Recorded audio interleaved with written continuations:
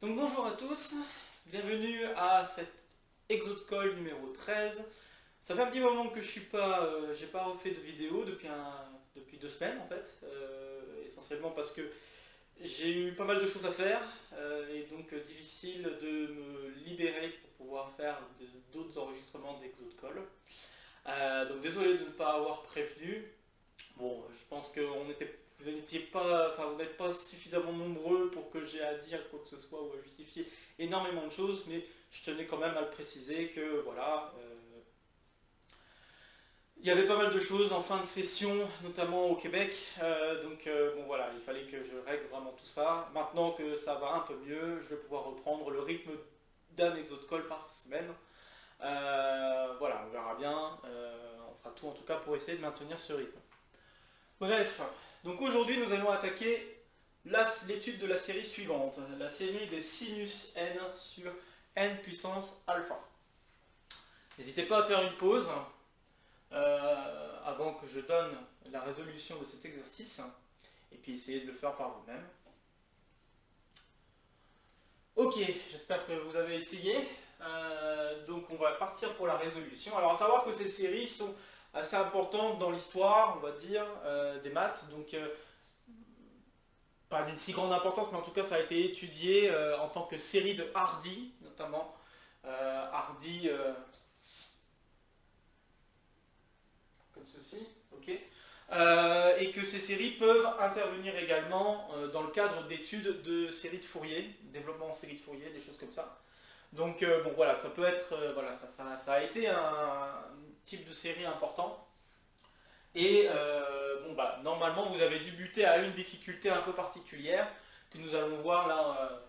Si vous n'avez pas buté, c'est que tout va bien, vous connaissez, vous vous en sortez super bien. Si par contre vous avez buté, à mon avis vous avez dû buter à un cas particulier que nous allons traiter à présent. Donc je vais déjà régler les choses qui ne posent aucun problème. En effet, par exemple, le cas où alpha est plus grand que 1 strictement, ce cas-là, c'est un cas très facile. Pourquoi parce que si je regarde la valeur absolue de sinus n sur n puissance alpha, cette valeur absolue est comprise entre 0 et 1 sur n puissance alpha. Et donc, il suffit de dire par le critère des séries de Riemann que la somme des 1 sur n alpha converge pour alpha plus grand que 1. Donc on en déduit que la série ici est convergente absolument, d'accord, donc convergente pour alpha plus grand strict à 1. Bon, ça c'est un cas qui se règle assez gentiment. Il y a aussi un autre cas qui se règle assez gentiment, c'est le cas où alpha est plus grand que 0. Alors alpha plus grand que 0, en fait n puissance alpha plus grand que 0, qu'est-ce que je raconte? C'est plus petit que 0. Donc alpha plus petit que 0, dans ce cas-là, 1 sur n puissance alpha, ça tend vers plus infini. Et petit rappel d'un exode call qui a été traité il y a un certain temps, je crois que c'est l'exode call numéro 2, si ma mémoire est bonne.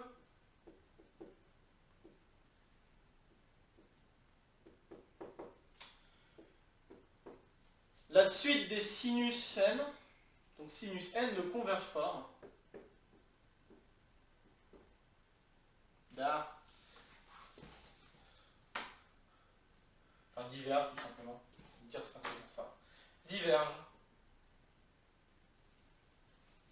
Donc qu'est-ce que ça veut dire? Ça veut dire que la suite des sinus n sur n puissance alpha, dans ce cas-là, diverge.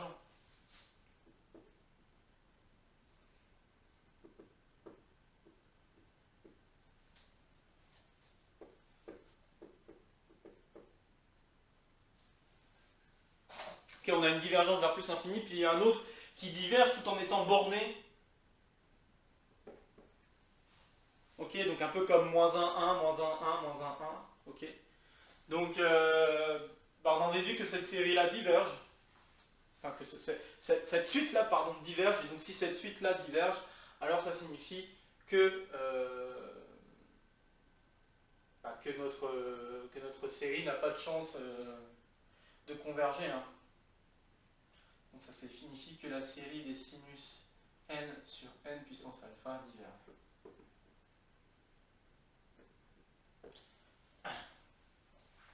Donc voilà déjà pour les cas faciles qu'il fallait assez rapidement traiter. Okay. Au passage, je pourrais inclure, et je vais le faire, mais je vais l'écrire en dessous, je pourrais inclure le cas alpha égale 0. Alpha égale 0, ça veut dire que je suis en train de regarder la série des sinus n, et comme on vient de le dire, la suite des sinus n, déjà, diverge. Donc ça veut dire que la somme des sinus n diverge également. D'accord, hein, parce que pour que la série converge, il faut au minimum que le terme général tende vers 0, converge vers 0. Donc si le terme général diverge, automatiquement la série diverge. Bon, alors voilà, on a traité les cas faciles. Alors maintenant, il va falloir s'occuper du cas moins facile. C'est le cas où alpha est compris entre 0 et 1. Ok.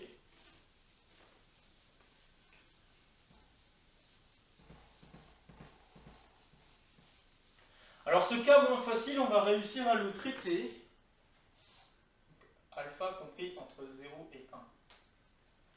Ce cas moins facile, on va réussir à le traiter à l'aide de ce qu'on appelle la transformée d'Abel. Alors la transformée d'Abel, c'est quoi? Alors, on rappelle.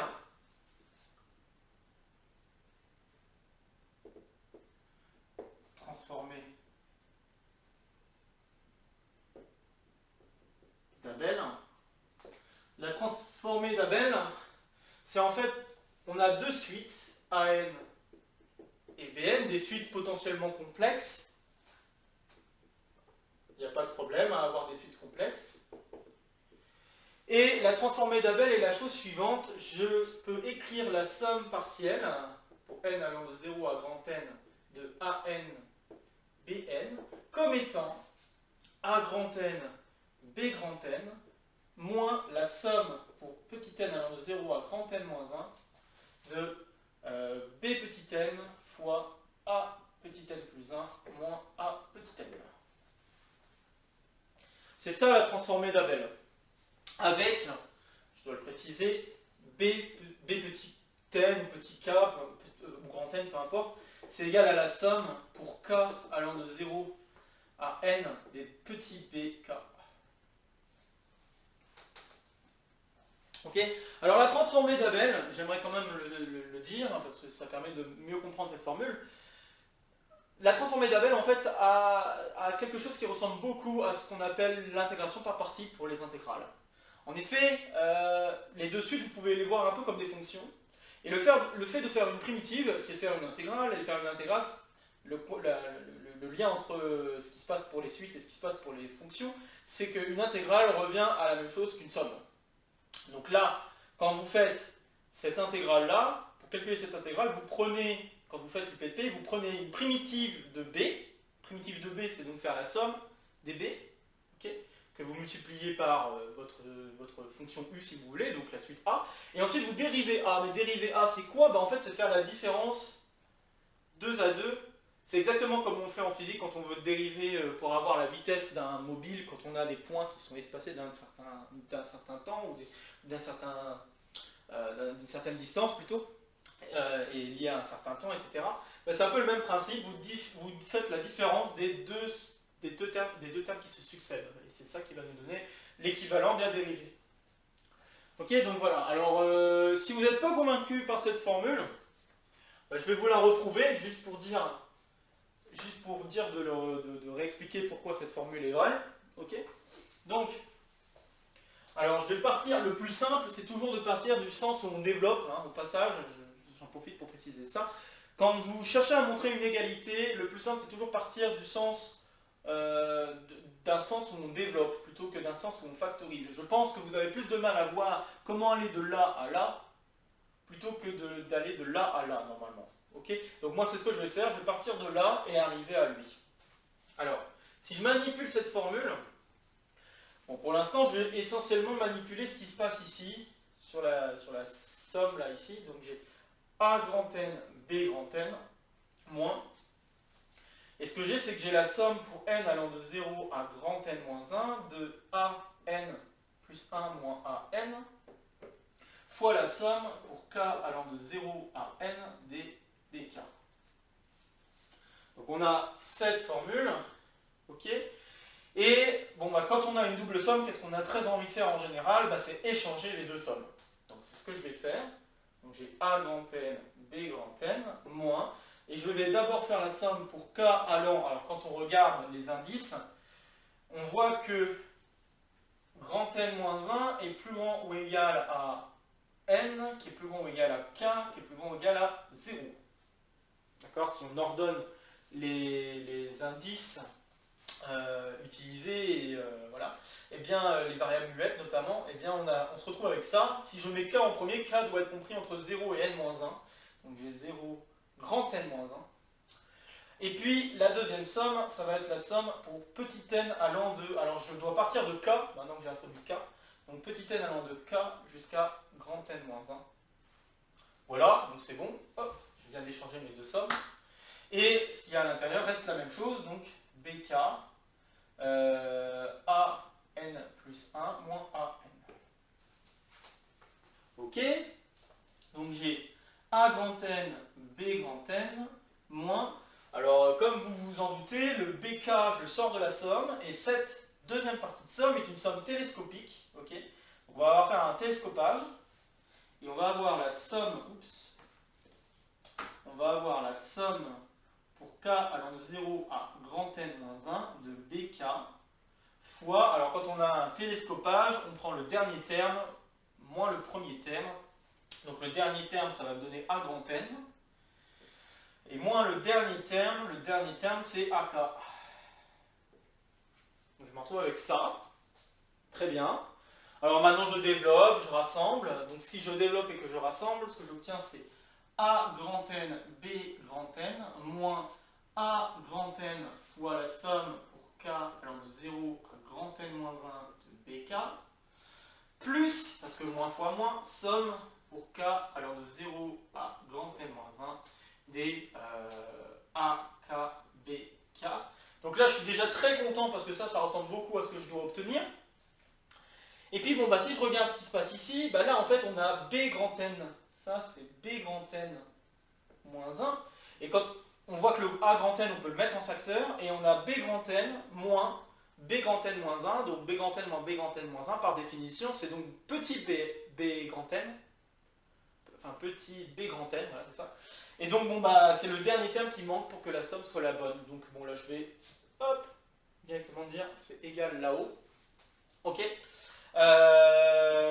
J'espère que vous voyez bien, donc c'est ce que je viens de dire à l'oral, c'est ce qui se passe pour conclure. Ok, donc j'espère que maintenant vous êtes convaincus de la formule, avec cette petite preuve. Il faut vraiment prendre un peu de son temps, hein, si on n'est pas convaincu, vraiment, si on n'est pas convaincu, il ne faut pas hésiter à refaire un petit tour pour vérifier si en effet cette formule est claire ou pas. Donc, bon, voilà, je me suis dit, bah, ça serait bien de le faire maintenant. Ok, alors cette formule, nous allons l'appliquer de la façon suivante. On va se mettre un peu en tête qu'on a envie de dériver le 1 sur n puissance alpha. Si on garde cette idée d'IPP, ce qu'on voudrait, c'est dériver le 1 sur n puissance alpha. Pourquoi? Bah, parce qu'en dérivant, on va se retrouver avec du 1 sur n puissance alpha plus 1. Et alpha plus 1, bah, alpha plus 1 sera plus grand que 1, strictement. Et dans ce cas-là, on pourrait conclure que la série converge. Okay, donc on aimerait faire quelque chose comme ça. Bon, bah, c'est ce que nous allons faire à présent. Donc, celui qu'on va dériver, c'est-à-dire celui qu'on va considérer comme la suite AN, c'est 1 sur n puissance alpha. Et celui dont on va faire une primitive, ça sera petit bn égale sinus n. Donc si j'applique la formule dans ce cas-là, j'en déduis que la somme pour n allant de 0 à grand N de sinus n sur n puissance alpha est égale à A grand N, donc 1 sur grand N puissance alpha fois B, bon pour l'instant B grand N j'écris pas ce qu'il vaut, j'écris juste B grand N, moins la somme pour n allant de 0 à grand N moins 1 de B petit n fois 1 sur n plus 1 puissance alpha moins 1 sur n puissance alpha. Ok. Bon, alors, il faudrait quand même si on ne l'a pas calculé, ce qu'il faudrait, c'est quand même comprendre ce qui se passe pour B grand N ou Bn, d'accord, de manière générale. Alors, essayons de comprendre ce qui se passe pour Bn. Et pour cela, on va carrément calculer la somme. On sait qu'elle diverge, cette somme. D'accord? On l'a dit tout à l'heure, en prenant alpha égale 0, ça divergeait. Mais, il y a quand même quelque chose d'intéressant qui va se passer pour cette somme, qui va nous permettre de conclure la nature de la série. Donc, je ne vais pas mettre n, je vais mettre k. K allant de 0 à n des sinus k. Cette somme-là, bon, c'est quelque chose qu'on voit en première année, donc normalement qui ne devrait pas trop poser problème, mais bon, on ne sait jamais, c'est toujours bien de faire des révisions là-dessus.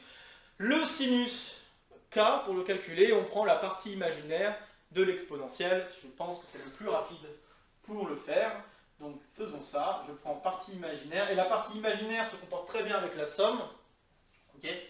Donc si je fais la somme des parties imaginaires, ça revient à la même chose que faire la partie imaginaire de la somme. Donc je vais faire ceci, k allant de 0 à n des exponentielles ik. Mais exponentielle ik, bah, ça revient à la même chose que exponentielle i, le tout à la puissance k. Ok? Et bon, bah, je peux appliquer la formule. Donc là, je peux appliquer la formule d'une somme géométrique. Pourquoi? Bah, parce que l'angle en question, c'est θ égale 1, et rien à voir avec θ égale pi, les cas embêtants qui sont pi, pas pi, 2pi, d'accord, qui sont les multiples de 2pi. Donc ça n'a pas de... Donc ce que je vais faire, c'est que j'ai la partie imaginaire, donc donc j'applique la formule de somme géométrique, j'ai donc 1 moins e i n plus 1 sur 1 moins e i, tout simplement. Et puis bon, bah pareil, pour aller jusqu'au bout, puisque j'ai besoin de connaître la partie imaginaire, ce qu'on va faire, c'est qu'on va appliquer les formules de l'air en utilisant les petites formules d'arc-moitié. Donc les formules d'arc-moitié, c'est faire en fait mettre en facteur, en haut et en bas, l'exponentielle qu'il faut pour qu'on se retrouve avec la moitié de l'angle à gauche et à droite, avec un signe plus, un signe moins, respectivement. Donc si on fait ça, alors là je vais me permettre d'aller un tout petit peu plus vite.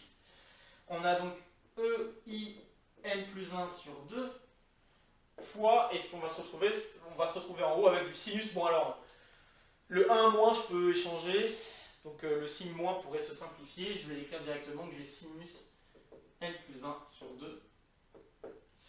Et je divise par... Alors il y a un 2 aussi qui devait apparaître, il y a un 2i qui devait aussi apparaître, mais je l'ai simplifié aussi par la même occasion. J'ai e i sur 2 sinus de 1,5. Donc on se retrouve avec ça, sachant que les 2i et le moins se simplifient, il n'y a aucun problème. Les exponentielles aussi se simplifient. Ça, bon, c'est un réel du coup, on se retrouve avec un réel. Et ça, bah, après partie imaginaire de ça, c'est assez facile. Donc là, on va se retrouver avec du n sur 2. Donc la partie imaginaire de ça, ça va être sinus de n sur 2. Si je ne dis pas de bêtises, donc normalement ça va être bon.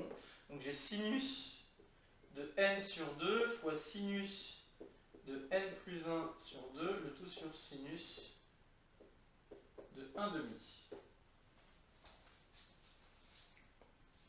Donc voilà. Voilà, je viens de calculer la somme. Ok. Alors, ce qu'il y a de particulier, c'est que cette somme, elle est bornée.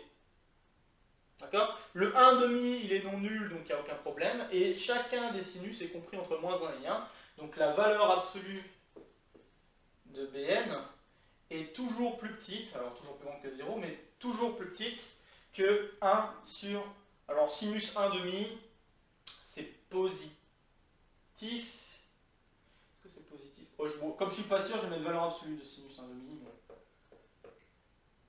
Si c'est positif, parce que pi sur 4 est plus grand, oui, donc si c'est positif.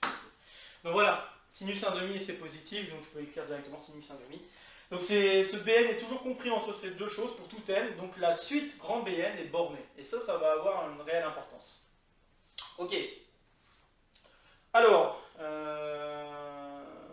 ok, bah je vais effacer ce que je viens de faire. Je vais peut-être effacer la formule ici que je viens d'appliquer, parce que maintenant, on n'en a plus vraiment besoin. Juste, je l'ai appliqué. Ok. Donc la suite Bn est bornée. Ça, je vais écrire ça.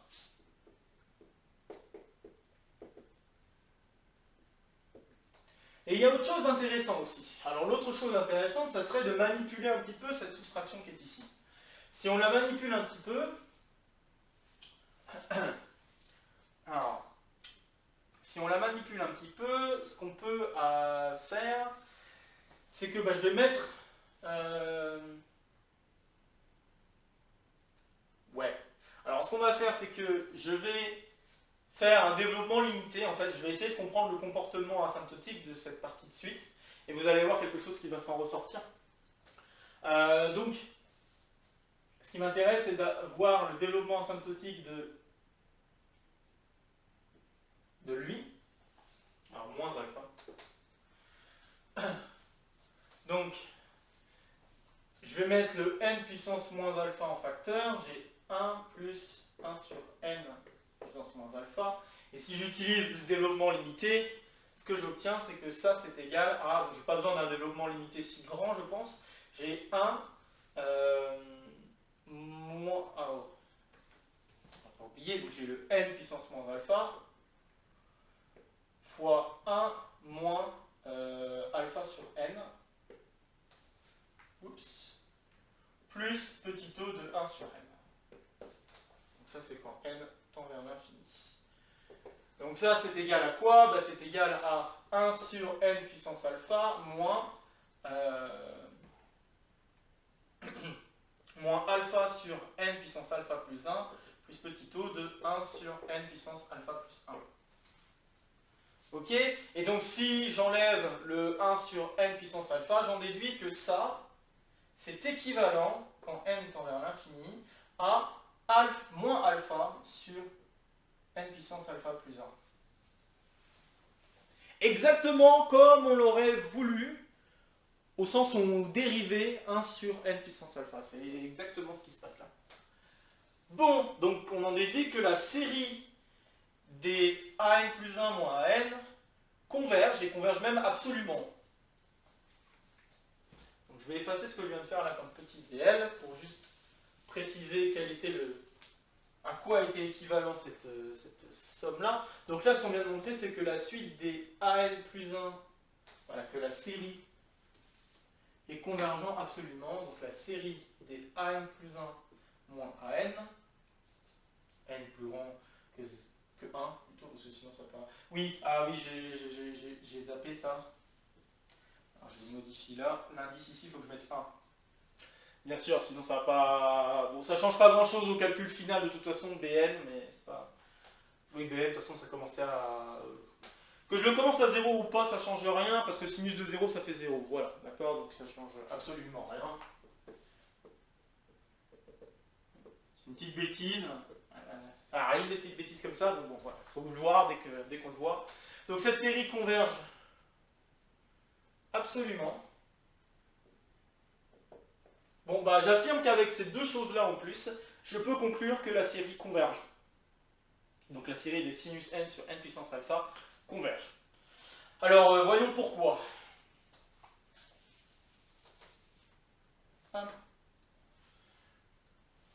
Eh bien, si on regarde ce terme-là, déjà, 1 sur grand N alpha Bn.